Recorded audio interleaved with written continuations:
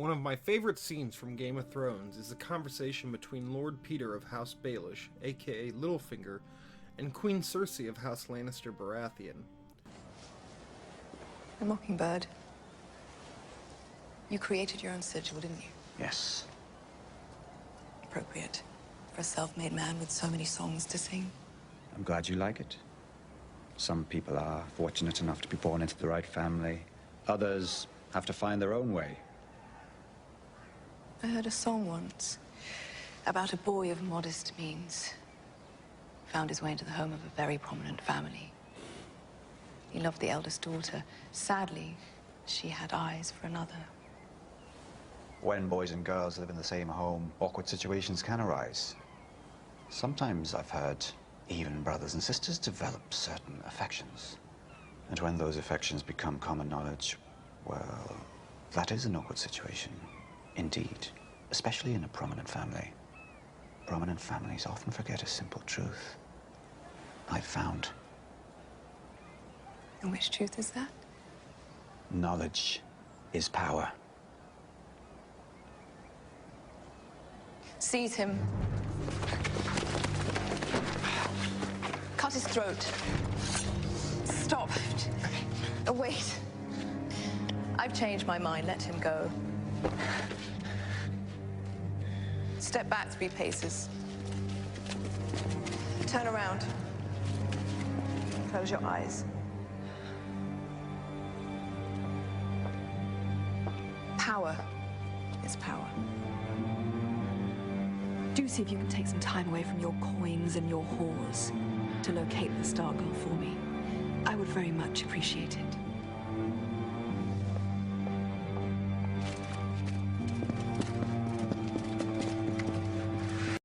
Here we see a clash between two individuals of different classes.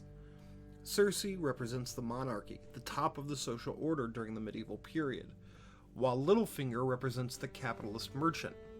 In medieval societies, merchants were far below the monarch in social rank, below the aristocracy, the knights, and only slightly higher than the peasantry.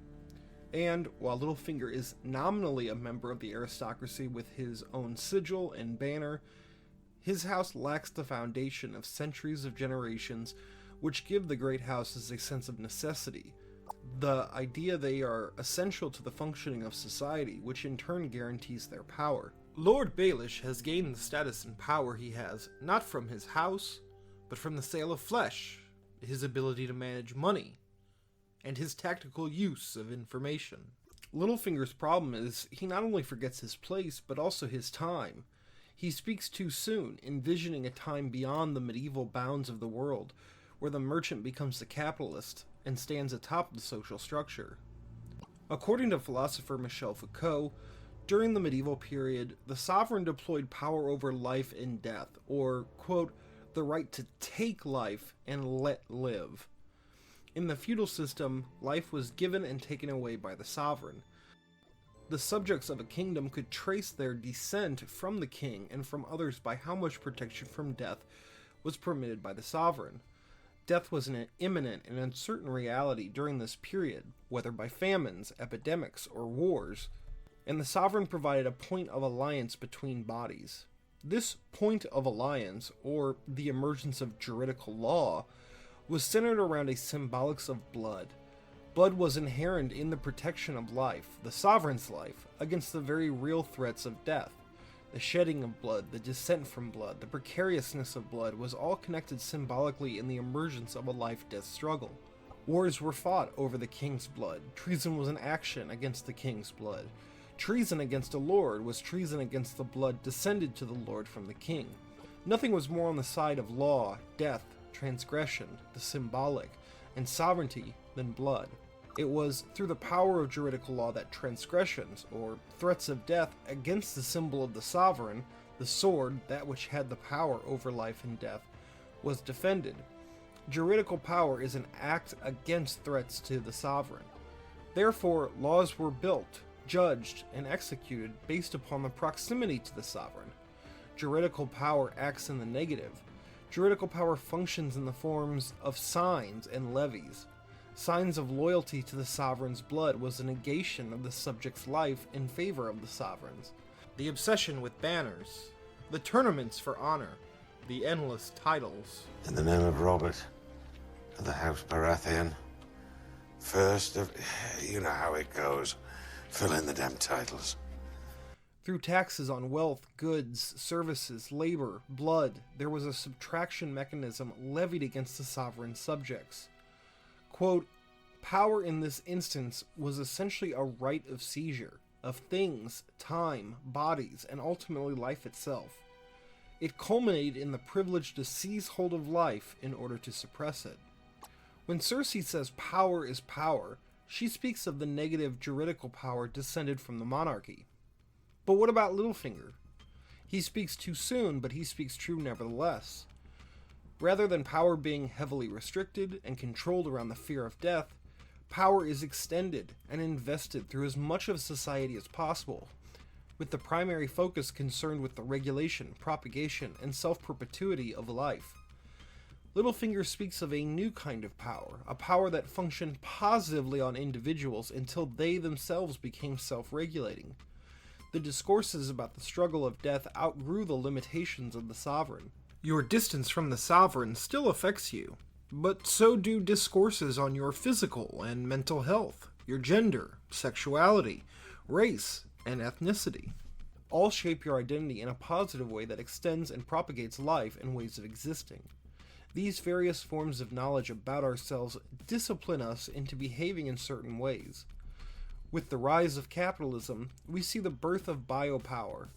In and through this increased knowledge concerning life, various mechanisms, discourses, and functions were inscribed on bodies, turning them into subjects for increased examination and dissemination. The end of feudalism led to an epistemological thaw through the refinement of power relations and a multiplicity of the effects of power through the formative and accumulation of new forms of knowledge. During the Enlightenment, especially in the 19th century, there is an explosion of different fields of study. New and more complex rules and methods of ordering different discourses created enough space for almost any object to be examined and disseminated. Take the example of a criminal trial. During the medieval times, what was important was determining whether an individual actually committed the offense against the sovereign. In our times, this is still important, but the court may seek the advice of psychologists and criminologists to determine what motivated the individual to commit the crime. The court may ask the individual's friends and teachers about the person's early life. There is an examination of all possible causes of the crime along with whether the crime was actually committed. Through the rapid formations of multiple discourses on knowledge and the power invested in these discourses, a power-knowledge relation is formed with power and knowledge reinforcing each other.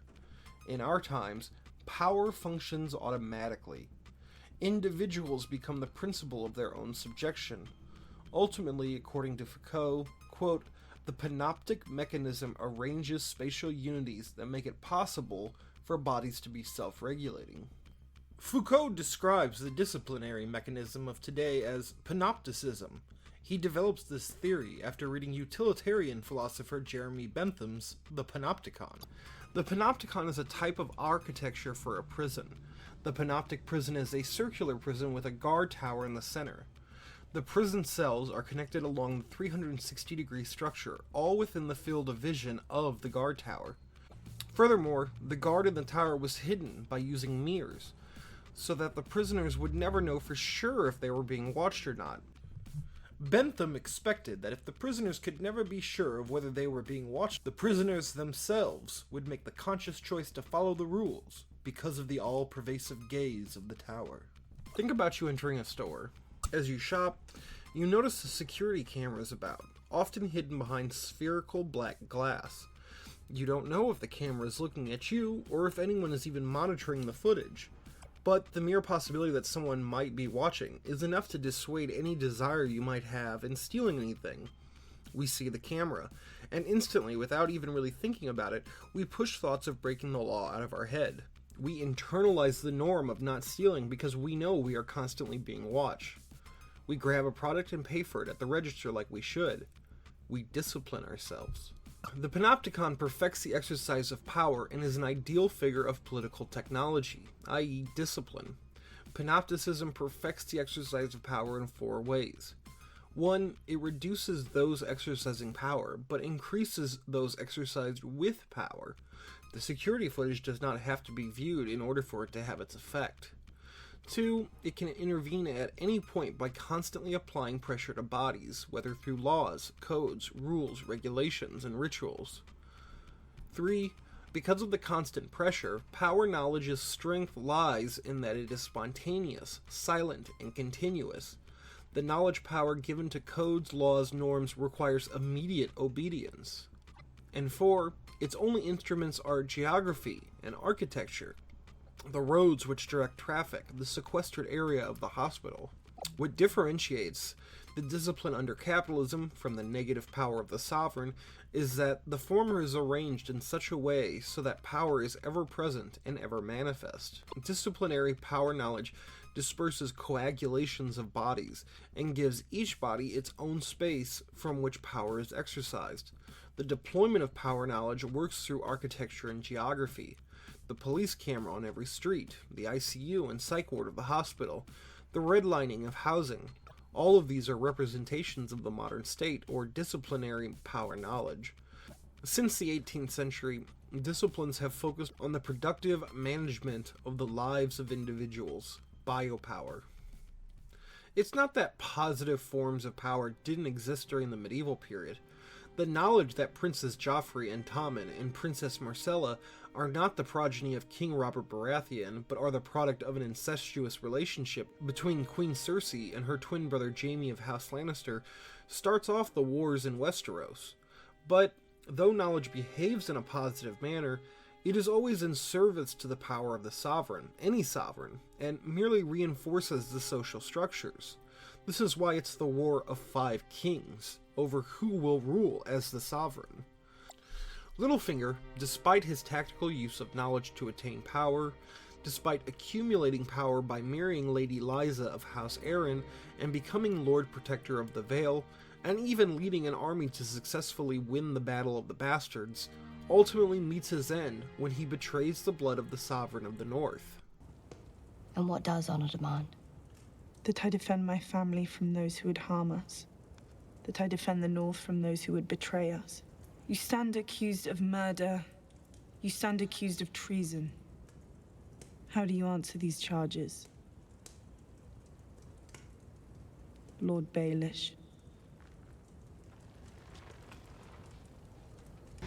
Sansa, I beg you. I loved your mother since the time I was a boy. And yet you betrayed her. I loved you. More than anyone. And yet you betrayed me. When you brought me back to Winterfell, you told me there's no justice in the world, not unless we make it. Thank you for all your many lessons, Lord Baelish. I will never forget them.